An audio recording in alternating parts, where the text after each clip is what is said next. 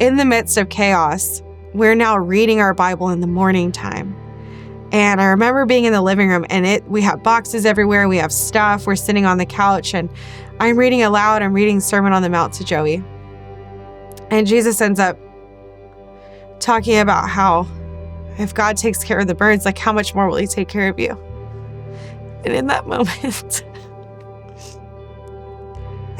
I look up at Joey and I'm crying. And I tell him it makes sense. It just clicked for me. That everything, all this love that I was searching for, that deep in my gut I knew was there, Jesus, through his own words, told me that he would take care of me.